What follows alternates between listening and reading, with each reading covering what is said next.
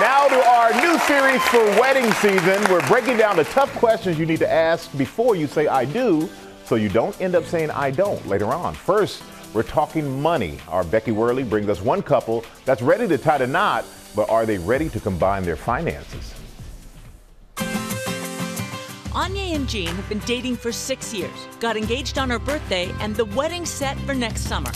But before they say I do, it's time to bear all in our cash confessional. Remember MTV's Real World? Well, this is just like that. We're gonna find out what happens when this couple stops being financially discreet and starts getting real.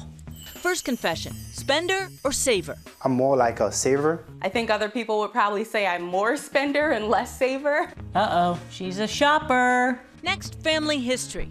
Anya growing up in the States, but Jean living in Haiti until he was 15 years old. My mom is really responsible when it comes to savings and spending versus my dad. He's extremely irresponsible. And so I think I have a little bit of both of them in me. I did exactly what my dad did. I had a piece of paper, so I wrote all my bills and the amount and the day they were due. This is a guy with a serious financial system. And how about debt?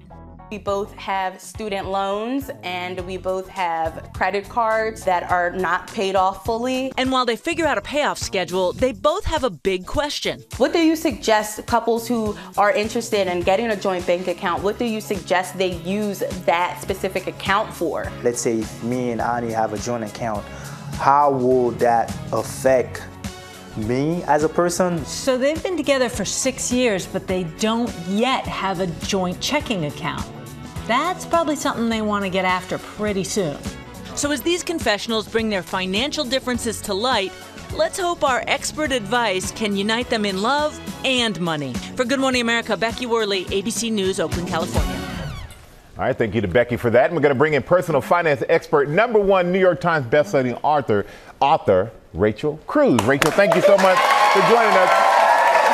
And we all know that money talks, but sometimes couples, they get cold feet when it comes to talking about money. So how do you approach that tough topic with your spouse? Yes, it's a really stressful topic. 86% of people are actually bringing debt into the marriage who've been married in the last 5 years by a study by Ramsey Solutions. So we're seeing this is a stressful topic. So when you start talking about money, talk about how you grew up. A lot of your background of how you grew up is how you relate to money today. Talk about your financial fears and talk about your dreams and your goals. This is the fun part of marriage. So Lauren, where do we want to go as a couple? And how do you take on debt as a team?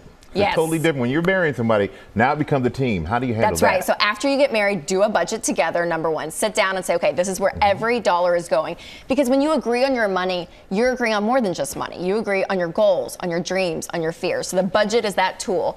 And then start paying off debt using the debt snowball. This is where you list all your debts, smallest to largest, regardless of the interest rate, pay minimum payments on everything, and attack that smallest debt first. We're finding couples that are doing this are getting completely out of debt in 18 to 24 months. Wow. Yes. And then lastly, embrace your differences. You're going to be opposites. Some of you are going to be savers. Some of you are going to be spenders. It's going to happen, but embrace those differences. And listen to your wife. Most of the time, she's right anyway. And what we all know, keeping a budget is very important. But like Jean and Anya, many couples, they have misconceptions about this. They do. That's exactly right. So I'm curious with the audience, how many of you think that you should combine your finances after you get married? How many of you would say that? Yeah, good bit. Okay. So that's my suggestion. After you say I do, combine those checking accounts, do a budget together, pay off debt. You become one after you get married. There we go. Become one after you get married.